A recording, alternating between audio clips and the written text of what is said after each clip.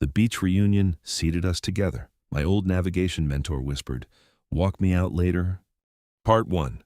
Surf struck the rocks beyond the windows, steady while the alumni hall filled with laughter that sounded too polished to be honest.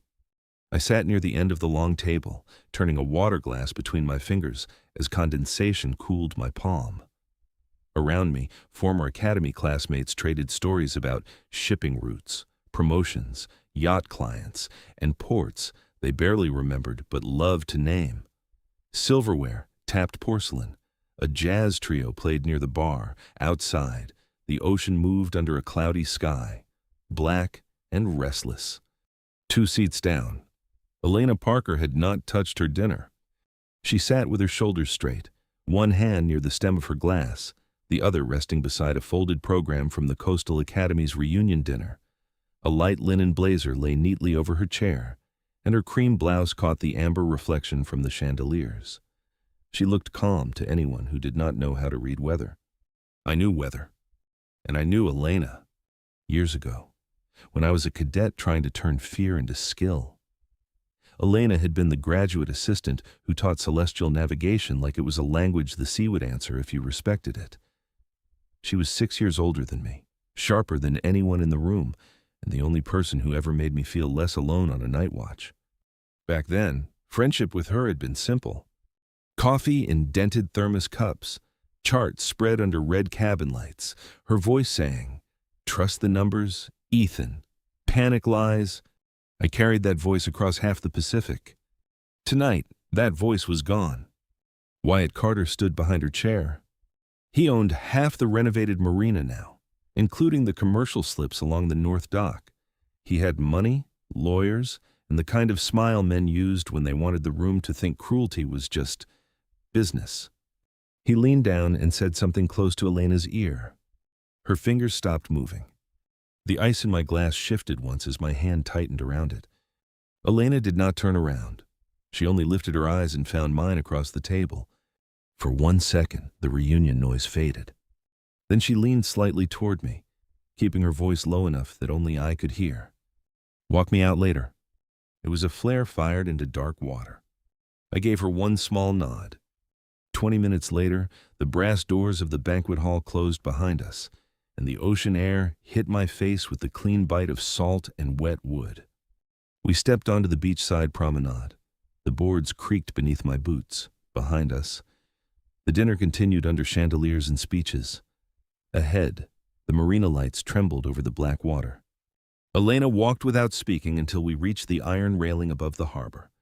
Only then did she hand me the folded notice from her bag. Formal commercial slip eviction.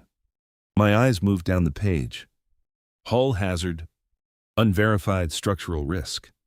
Outstanding marina balance. Withheld seasonal charter payments. Inspection clearance required within 3 days. At the bottom was Wyatt Carter's signature. "He bought the marina last month," Elena said. "Today he froze my charter payments and claimed the Odyssey is a sinking hazard." The Odyssey. Her father's boat. A 40-foot wooden ketch built by hand, used for coastal ecology tours, marine research charters, and education programs for local schools. It was not just a vessel. It was her livelihood, her laboratory, and the last honest thing her father had left behind. "What does Wyatt want?" I asked, though the answer was already taking shape. "My slip," she said. "The North Dock is deep enough for the luxury yachts he's bringing in. If he can force me out before inspection, he gets the berth, my business collapses, and I either sell the Odyssey cheap or lose her to fees."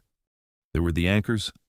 Elena was trapped because the marina controlled her slip, her charter payments, and the inspection deadline. Wyatt's leverage was paperwork, money, and the threat of labeling her father's boat unsafe. I was involved because I had the license, the maritime experience, and the old loyalty I had never managed to bury. Before I could answer, footsteps struck the promenade behind us. Wyatt appeared under the street lamp with one of his marina managers carrying a clipboard. "Elena," he said, spreading his hands as if disappointed. "Walking away from a safety discussion does not make the problem disappear." Elena folded the notice. "The problem is manufactured." "The hull is old," Wyatt replied. "Old boats sink. When they sink in my marina, I inherit the liability. Sign the transfer tonight, and I'll forgive the slip debt. Transfer of what? I asked. Wyatt looked at me as if noticing a deckhand. The vessel title. Elena's jaw tightened. I stepped beside her, not in front of her. She did not need to be hidden. She needed room to breathe. She is not signing that. Wyatt's smile thinned. And you are? Ethan Morgan, Master Mariner. I pulled out my license and held it where the street lamp could catch the seal. Under the Regional Harbor Code, a vessel under dispute can be temporarily bonded for operational review by an active licensed captain until a third-party port inspection is complete. I am registering as second captain for the Odyssey's inspection window. Wyatt looked from the license to the notice. His manager leaned closer and whispered something fast. I continued before Wyatt found his next line. That does not give me ownership. It does not replace Elena's authority. It only prevents unauthorized seizure, boarding, chaining, or movement before the inspection. If anyone interferes with the vessel before Nolan Campbell completes review, I will file it as unlawful interference with a bonded commercial vessel. The waves hit the rocks below us. For once, Wyatt had to hear the silence. He tucked his hands into his coat pockets. Campbell is doing rounds this week, he said. If that boat fails the live water test, she is chained to my dock and billed as a hazard. Then we will be ready for Campbell. Wyatt's eyes hardened. We will see. He turned and walked back toward the banquet hall. Elena stayed at the railing, staring down at the marina lights. You should not have done that, she said. I know what I signed. Your federal bond is tied to that license. If the Odyssey fails inspection, Wyatt will try to drag your name through the report. Then we make sure she passes. She turned to me. Wind lifted a loose strand of hair across her cheek, and she pushed it back with fingers that were trying not to shake. I can't let you risk your career because of an old friendship. This is not charity. I said, I need registered shore hours this quarter. You need a captain for a bonded inspection window. We document the hull, check the rigging, test the engine, and put the Odyssey in front of Campbell with clean numbers. She studied me the way she used to study a horizon before calling a course correction. Looking for false confidence. Finding none. Finally, she nodded. Dawn, she said, slip 44. I'll bring tools. I have tools. I'll bring better coffee. For the first time that night, the edge of her mouth moved. Fine, she said. Bring the coffee. Part 2. At 500, the marina smelled of diesel, wet rope, and old salt. The sky was iron gray.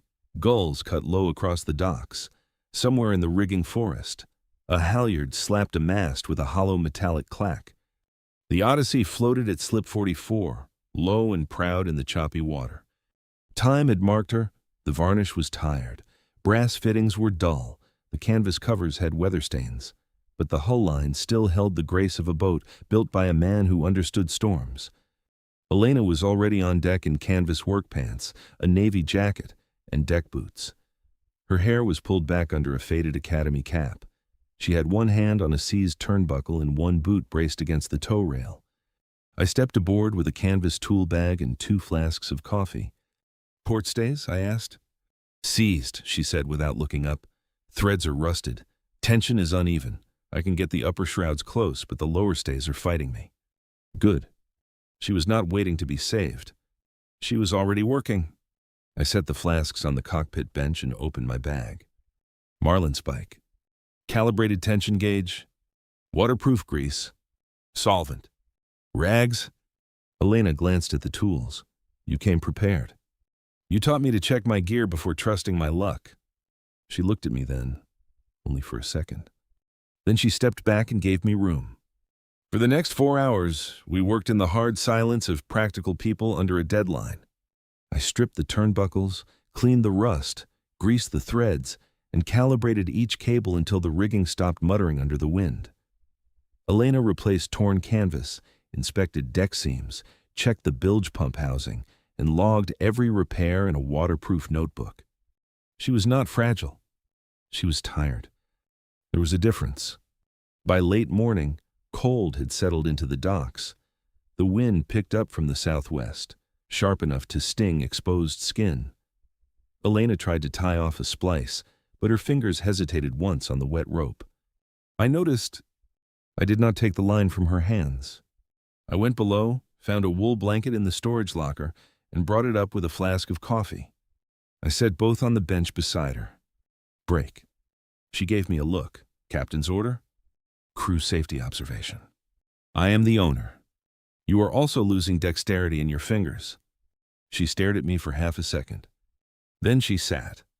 The blanket settled over her lap with a rough wool sound.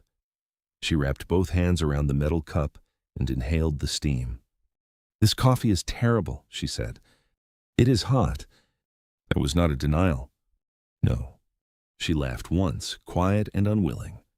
That small sound warmed the deck better than the weak sun. After a minute, she looked toward the cabin roof where her father's old compass was mounted. My last research partner said the Odyssey was a money pit, she said. He took half our grant documentation, left before our coastal survey season, and signed with a corporate cruise line. Wyatt knows I have been rebuilding alone. He knows the cash flow is thin. I kept my hands around my own cup. No speech. No pity. Just the next useful thing. The port stays are now rated for heavy weather. I said, the bilge pump is cycling. If the engine intake is clean and the hull seams are dry after pressure load, Campbell has no structural case to fail her. Elena looked from me to the rigging. Numbers did what comfort could not.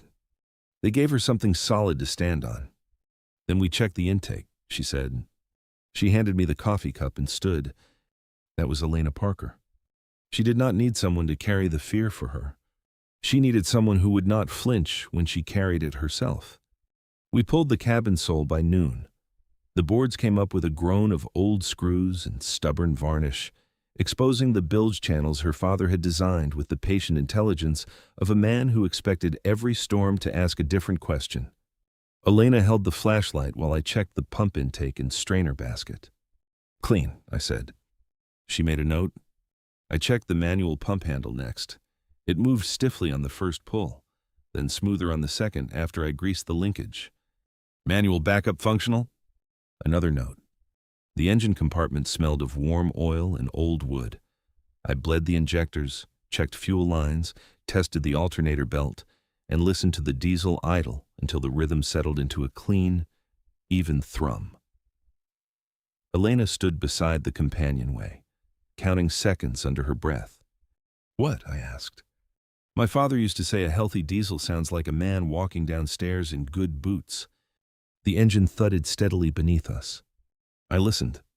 He was right. She looked away, but not before I saw her blink hard. I handed her the logbook instead of words. She took it and wrote the engine test results in a controlled hand.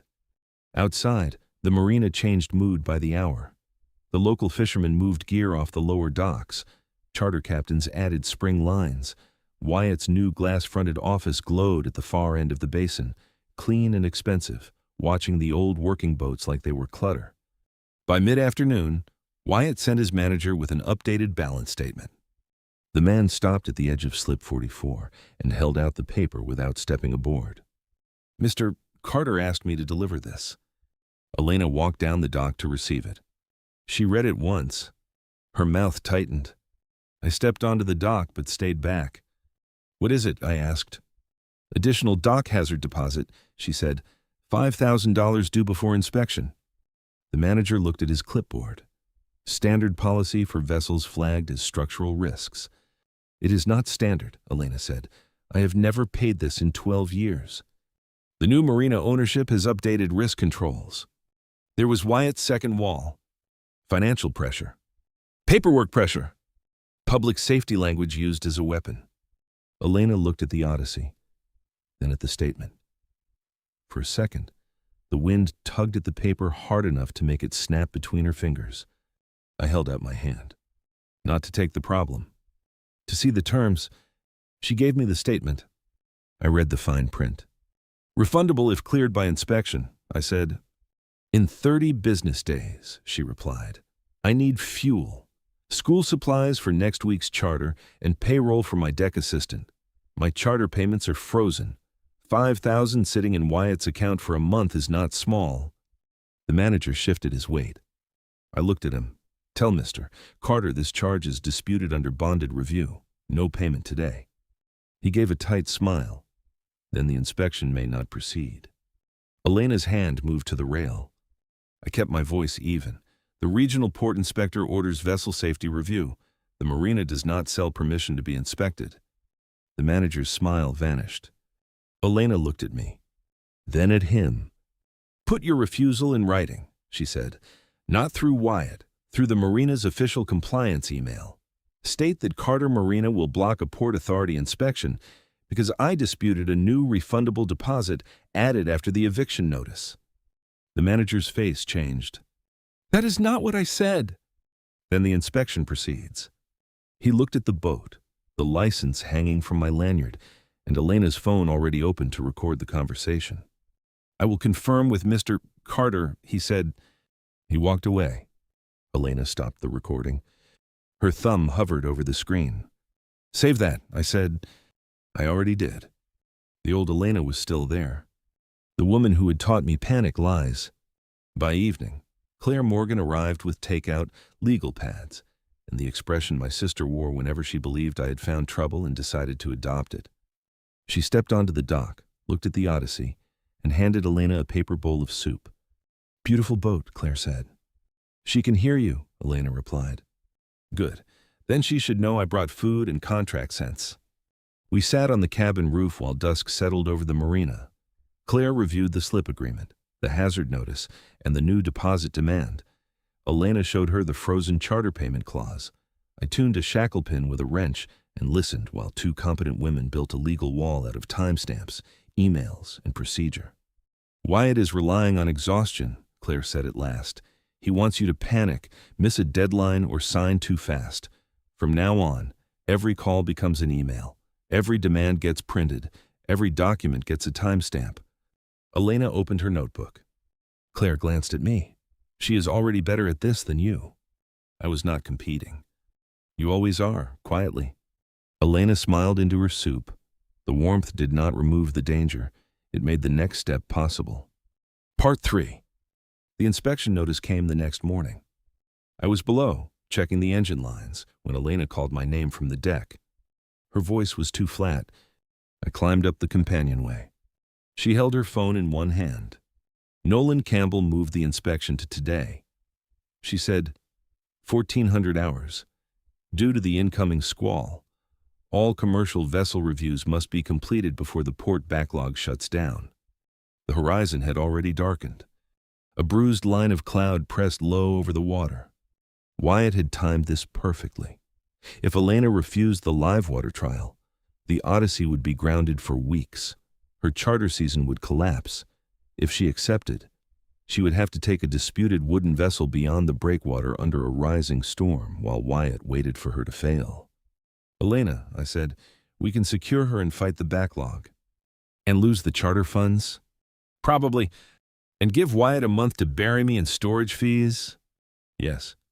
She looked toward the north dock, where Wyatt's Marina office stood in glass and steel. Then she looked at her father's mast. Her hand tightened around the phone. What do the numbers say? I checked the wind, the tide, the engine panel, and the storm line. The engine is clean, rigging holds, hull seams are dry. The squall is ugly but narrow. If we leave within the hour, we can make the inspection point before the worst of it crosses the breakwater. And if the engine fails, we deploy storm jib and ride clear of the rocks. She watched my face. You are not saying it is safe. No, I am saying it is possible. The dock moved beneath us with the swell. Elena took one slow breath. Then another. Start the engine, she said. By 1300, rain came sideways across the harbor. The Odyssey motored out of slip 44 with Elena on the bow line and me at the helm. The diesel thrum moved up through the deck into my boots. The wheel answered heavy in my hands. On the breakwater, Wyatt stood in an orange slicker, waving a red flag as if theater could replace authority. Elena clipped her safety tether to the jackline and looked back. He is trying to turn us around. I checked the channel markers. Too narrow. Too much following wind. Too close to the rocks. I keyed the VHF. Port control. This is commercial sailing vessel Odyssey. We are committed to the outbound channel. Turning back at this coordinate would create immediate navigational hazard. We are proceeding to inspection water and requesting that personnel clear the exposed breakwater for safety. Odyssey out. Documented. Calm. No argument. A wave lifted the bow and slammed us down hard enough for spray to burst over the deck. Elena gripped the rail but stayed on her feet. "Ease the foresail line 2 feet, I called." She moved without hesitation. Rain struck the deck. Halyards snapped. The engine held. The Odyssey cleared the inner rocks and met the open swell like an old horse, remembering the field. She was rough. She was loud. She was alive. For 30 minutes, the squall tested every repair we had made. The port stays held. The bilge stayed dry. The engine did not cough once. A steep wave rolled across our bow, and I turned into it before it could take us broadside. The wheel kicked back hard. My shoulder burned. Salt water hit my face. Elena looked toward me from mid-deck. I did not see panic there now. I saw recognition. She knew I was not fighting the sea. I was reading it. When the Port Authority cutter appeared through the rain, I eased the throttle. "Take the wheel," I called. Elena stared at me. "What?" "Campbell is watching. It is your boat."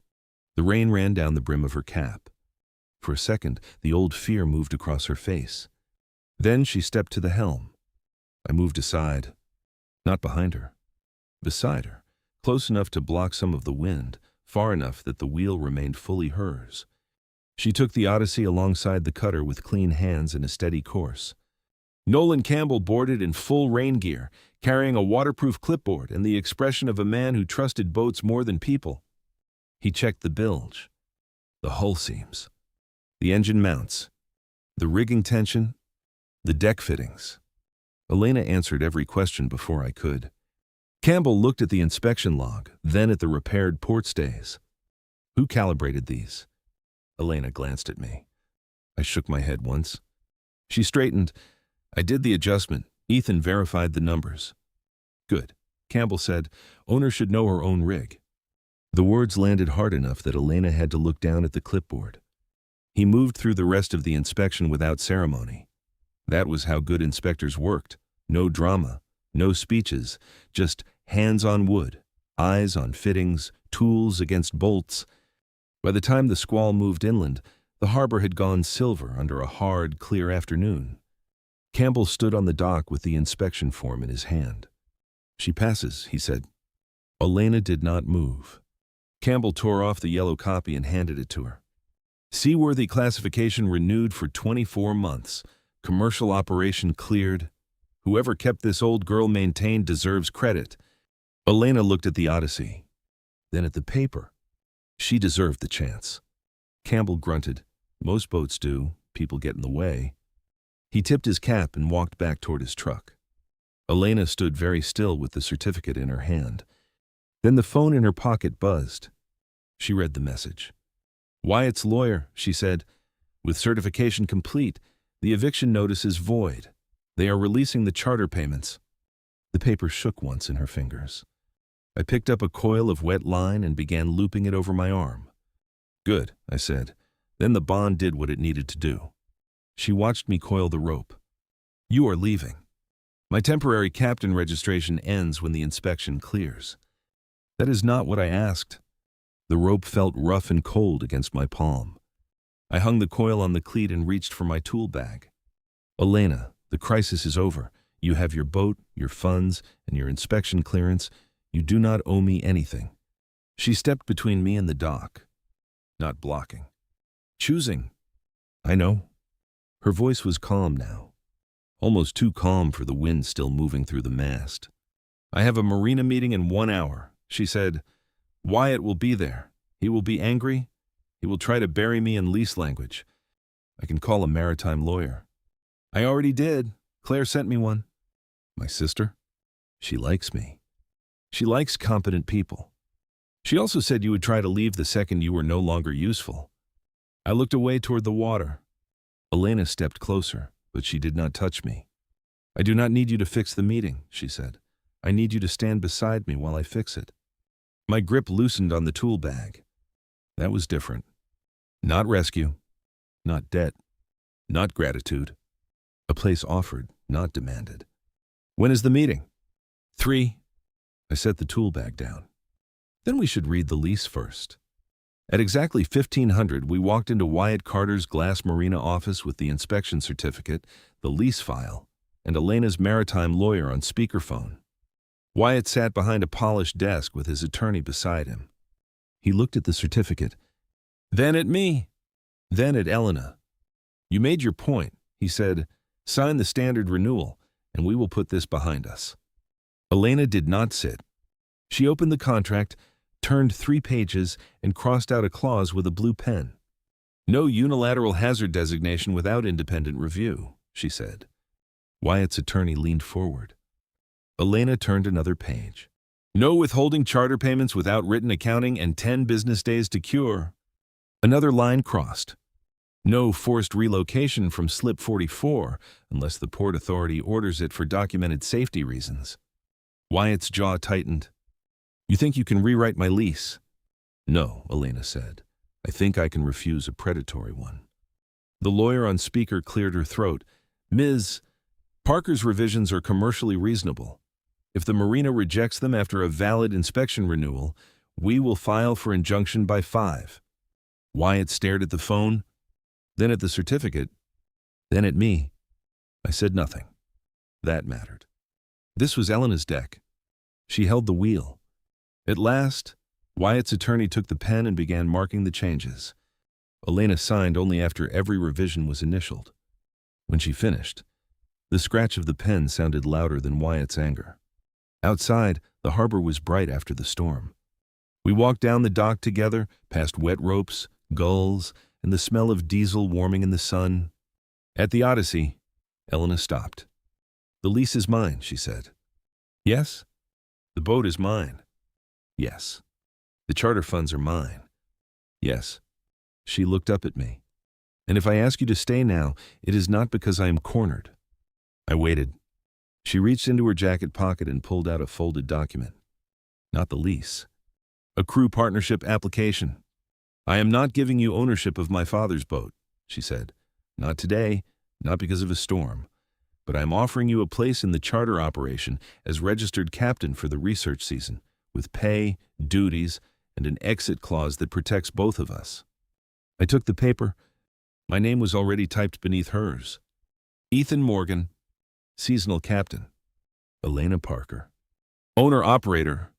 At the bottom, in a blank space marked additional terms, she had written by hand. The owner keeps final authority over the vessel. The captain keeps her honest about weather. I read the line twice. Then I looked at her. This is professional. Yes, she said. And the rest? She folded her arms, but there was no armor in it now. The rest is dinner after we file it. I felt the old instinct to retreat rise and fade before it reached my feet. What time? 7. Where? Somewhere with terrible coffee. That is most places. Her smile came slow and real. Then you choose. I signed the application on the cabin roof with a pen that barely worked because of the salt air. Elena signed after me. Not because she needed me to save the boat, because the boat was already saved. Part 5. 2 months passed in a rhythm I had not known I needed. Morning weather checks, engine logs, school charters, research surveys, dock meetings, coffee that remained terrible no matter who made it. The Odyssey changed under our hands. Fresh varnish on the rail, new canvas over the binnacle, clean brass on the compass housing, a repaired nameplate at the stern. Elena changed too, but not because of me. Because she was no longer spending every ounce of strength defending the right to exist. She hired back a part-time deck assistant. She restored the after-school marine program Wyatt had nearly destroyed.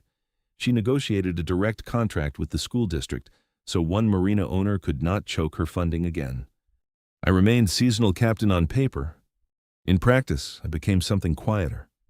The person who checked the weather twice because she forgot lunch. The person who stayed late to clean plankton nets because she had grant reports due. The person who sat across from her in the cabin while she revised the ecology curriculum and muttered at bad coffee. The school board presentation took place the next evening in a plain municipal room with bad carpet and fluorescent lights. Elena stood at the front with slides about marine habitats, student outcomes, safety protocols, and field research. I sat in the back row with Claire. "She is good," Claire whispered. "She is excellent." "You sound disgustingly proud." "I am professionally impressed." "You are emotionally transparent." "Claire?" "What?" "I am supporting your character development." I looked forward and refused to answer. Elena finished with photographs from the first student charter. Children kneeling over water samples, the Odyssey under morning sun, a girl holding up a shell with wonder on her face. "Our coastline is not an abstract resource," Elena said to the board. "It is a classroom. The Odyssey lets students meet it directly, safely, and repeatedly. This program survived because people chose documentation over intimidation and stewardship over convenience. I'm asking you to make that survival permanent." The vote was unanimous. A 1-year contract. Renewable. Paid directly through the school district? No marina owner could freeze it. When the meeting ended, Elena did not look for me immediately. She shook hands with board members, answered parent questions, thanked the science coordinator, and packed her own materials. Only then did she walk down the aisle. I stood. She stopped in front of me. "No crisis," she said. "No crisis. No storm. No storm. No paperwork." Claire coughed. "There will always be paperwork." Elena looked at her. "You are not invited to dinner." "Correct decision," Claire said and walked away, smiling. Elena turned back to me. "Ready?" I offered my arm. She looked at it, then took my hand instead. Dinner was at a dockside restaurant with open windows and lanterns hanging from the rafters. The coffee was terrible. The fish was excellent. The conversation moved slowly at first, as if both of us were learning how to speak without urgency. She told me about her father teaching her knots with old shoelaces. I told her about standing night watch in the Pacific and hearing her voice whenever weather turned rough. She looked down at her cup. "I never knew you carried that." I did not know how to say it. "And now?" The restaurant noise softened around us. "Plates?" Distant laughter. "Water against pilings." "I am learning," I said. She smiled, and the night opened a little. After dinner, we walked back to the Odyssey under a clean sky. At the bow, she leaned her elbows on the rail and looked out over the marina. "Do you still miss the Pacific routes?" she asked. "Sometimes." "Do you regret staying for the season?" "No." She looked at my hands on the rail, then placed hers beside them. "Not touching yet." "Offering." "Ethan," she said, "I don't want to sail alone anymore." The same words from the storm, but softer now. Not spoken under threat, spoken under a clear sky. I turned my hand palm up on the rail. She took it. Her fingers were strong, calloused, and warm from the day's work. The Odyssey rocked gently beneath us, her old timbers creaking like a satisfied sigh. For years, I had crossed oceans without finding a place to stop. Now the anchor was not a place. It was a person who kept her own wheel and still made room beside it. The end.